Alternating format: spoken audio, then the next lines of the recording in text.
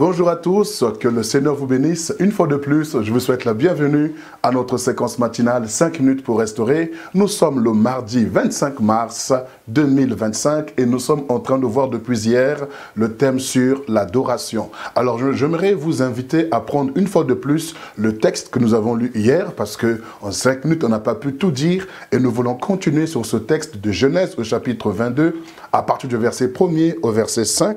La Bible dit ceci et je lis. Après ces choses, Dieu mit Abraham à l'épreuve et lui dit, « Abraham, il répondit, me voici. » Dieu dit, « Prends ton fils, ton unique, celui que tu aimes, Isaac, va-t'en au pays de Morija, et là offre-le en holocauste sur une des montagnes que je te dirai. » Abraham se leva de bon matin, sella son âne, et prit avec lui 2 serviteurs et son fils Isaac.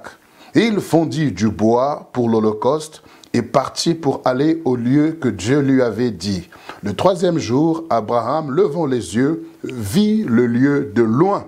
Et Abraham dit à ses serviteurs, « Restez ici avec l'âne, moi et le jeune homme, nous irons jusqu'à là pour adorer, et nous reviendrons auprès de vous. » Alléluia. Que le Seigneur bénisse sa parole encore une fois de plus ce matin et nous enseigne. Alors nous sommes en train de parler de l'adoration et à titre de rappel, nous avons vu hier que dans la définition, adorer signifie offrir à Dieu ou sacrifier à Dieu, encore rendre un culte à Dieu. Donc nous avons compris que l'adoration, ce n'est pas un rythme musical, mais c'est tout simplement, c'est un état d'esprit, donc un état vraiment dans lequel nous sommes devant notre Dieu, parce que nous voulons lui offrir le meilleur de nous-mêmes, lui donner ce qui a de la valeur, ce qui est précieux. Et le Seigneur dit à Abraham ici, prends ton fils Isaac, celui que tu aimes.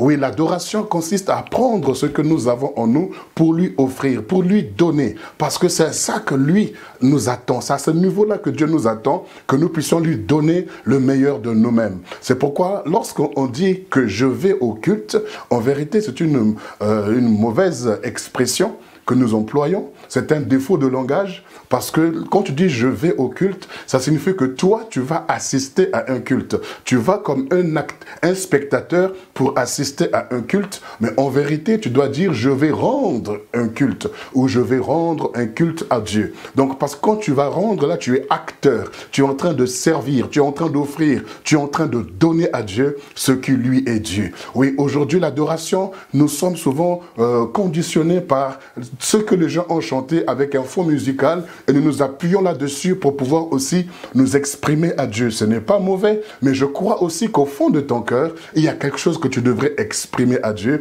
quelque chose que tu devais élever à Dieu. C'est pourquoi la Bible dit une fois de plus, comme je l'ai dit hier, Dieu a mis Abraham à l'épreuve parce que c'est dans les épreuves que le meilleur de toi va sortir. C'est dans les épreuves que l'expression la plus sincère de toi pourra jaillir et pourra monter vers le ciel. La deuxième chose que j'aimerais voir avec vous, c'est que Abraham a vu le lieu que Dieu lui avait indiqué de loin. Et il va dire à ses serviteurs, restez ici.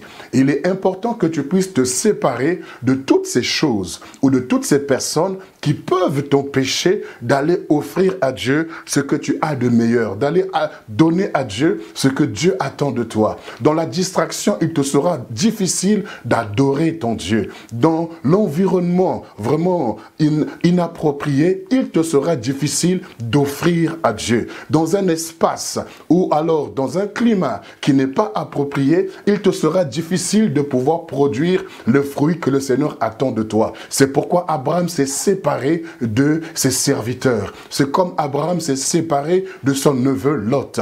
J'aimerais t'appeler toi en tant qu'adorateur. Sépare-toi. Les mauvaises compagnies corrompent les bonnes mœurs. Sépare-toi de tous ces éléments nuisibles qui t'empêchent d'offrir à Dieu ce qui lui est dû, ce que Dieu attend de toi. Parce que dans l'adoration, c'est plus profond. L'adoration, c'est l'intimité. L'adoration, c'est de cœur à cœur. L'adoration, c'est quelque chose que les autres ne peuvent pas percevoir, mais c'est au fond de ton cœur. C'est ton cœur qui s'exprime. C'est le long du cœur qui a besoin de son Créateur, qui a besoin de son Dieu et qui exprime à Dieu qui il est pour lui. Mais quand tu es dans un mauvais environnement, il te sera difficile de crier à l'Éternel ou de t'exprimer librement. Je t'encourage sur mes paroles, dans le nom de Jésus-Christ, au son de ma voix, que tu relèves ton adoration, que tu retrouves une intimité avec ton Dieu et que tu puisses lui dire qui il est pour toi. Et alors, c'est alors que tu sauras qui tu es dans sa présence. Sur ces paroles, je t'encourage à passer une excellente journée